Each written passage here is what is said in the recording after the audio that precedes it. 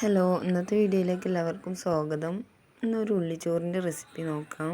മറ്റു കൂട്ടാനുകളോ കറികളോ ഒന്നും ഇല്ലാത്തപ്പോൾ നമുക്ക് ഉള്ളിച്ചോറ് ഉണ്ടാക്കി കഴിക്കാവുന്നതാണ്. ഒരു മുട്ട കൂടി ചേർത്താൽ നല്ല അടിപൊളിയായി. ഇനി മുട്ടയില്ലെങ്കിലും കുഴപ്പമൊന്നുമില്ല.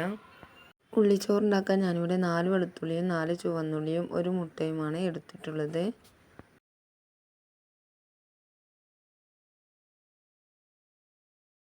ഡെലിവറി കഴിഞ്ഞതിന് ശേഷം മിക്കവാറും എല്ലാ ദിവസവും നമുക്ക് ഉള്ളിച്ചോറ് ഉണ്ടാക്കി തരും കഴിക്കാനായിട്ട്. ഇത് നിങ്ങൾക്ക് എല്ലാവർക്കും അറിയാവുന്ന റെസിപ്പി ആയിരിക്കും, എന്നാൽ പോലും അറിയാത്തവർക്ക് വേണ്ടിയിട്ടാണ് ഞാനിപ്പോൾ ഇത് ഉണ്ടാക്കിയെടുക്കുന്നത്. ഞാനിപ്പോൾ ഇതിലേക്ക് കുറച്ച് ഉള്ളി മാത്രമേ ചേർത്ത് കൊടുക്കുന്നുള്ളൂ. കൂടുതൽ ഉള്ളി ചേർത്ത് ഉണ്ടാക്കുന്ന ഒരു ചോറിൻ്റെ റെസിപ്പിയാണിത്. പാൻ ചൂടാകുമ്പോൾ അതിലേക്ക് 2 ടേബിൾ സ്പൂൺ നെയ്യ് ചേർത്ത് കൊടുത്തിട്ടുണ്ട്. ഇനി അതിലേക്ക് അരിഞ്ഞു വെച്ച ഉള്ളി കൂടി ചേർത്ത് നന്നായിട്ടൊന്ന് വഴറ്റിയെടുക്കാം.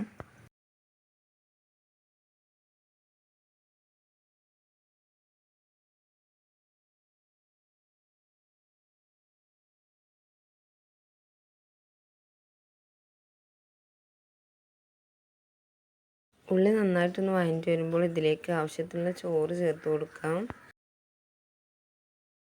ഇതിലേക്ക് മുട്ട കൂടി ചേർക്കുന്നത് കൊണ്ട് തന്നെ ഒരു സൈഡിലേക്ക് ചോറിട്ട് മറ്റേ സൈഡിൽ മുട്ട പൊട്ടിച്ചൊഴിക്കാം. മുട്ടയൊന്ന് വെന്ത് വരുമ്പോൾ രണ്ടും കൂടി ചോറും മുട്ടയും കൂടി ഒന്ന് മിക്സ് ചെയ്താണ് എടുക്കുന്നത്. ഇതിലേക്ക് ഈ സമയം തന്നെ കുറച്ച് കുരുമുളക് പൊടിയും ആവശ്യത്തിനുള്ള ഉപ്പും കൂടി ചേർത്ത് കൊടുക്കുന്നുണ്ട്. ഇത് നന്നായിട്ടൊന്ന് മിക്സ് ചെയ്തെടുക്കാം.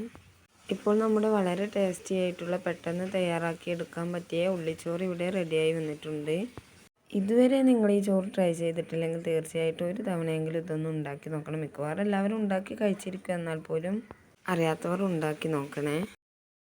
ഇവിടെ നല്ല ചീര ഉണ്ടായി നിൽപ്പുണ്ട്. നമുക്കിതിൽ നിന്ന് കുറച്ചെടുത്ത് താളിച്ചെടുക്കാം. ഇതിപ്പോൾ മരുന്നൊന്നും അടിക്കാത്ത ഫ്രഷ് ചീര ആയതുകൊണ്ട് നമുക്ക് ധൈര്യമായിട്ട് ഉപയോഗിക്കാം. കടയിൽ നിന്ന് വാങ്ങുന്നതിൽ എന്തായാലും അവർ മരുന്നൊക്കെ അടിച്ചിട്ടുണ്ടാക്കുന്ന ചീരയായിരിക്കും. അപ്പോൾ ഈ ചീര ഒന്ന് താളിക്കുന്നതിൻ്റെ റെസിപ്പി കൂടി നോക്കാം നമുക്ക്. ഒരു ചട്ടിയിലേക്ക് 2 ടേബിൾ സ്പൂൺ വെളിച്ചെണ്ണ ചേർത്ത് കൊടുക്കുന്നുണ്ട്. അതിലേക്ക് ഒരു 4-5 ചുവന്നുള്ളി അരിഞ്ഞതും 2 വെളുത്തുള്ളി അരിഞ്ഞതും കൂടി ചേർത്ത് കൊടുത്ത് നന്നായിട്ടൊന്ന് വഴറ്റിയെടുക്കാം. ഇതിലേക്ക് എരിവിന് ആവശ്യത്തിനുള്ള പച്ചമുളക് കൂടി ചേർത്ത് കൊടുക്കുന്നുണ്ട്.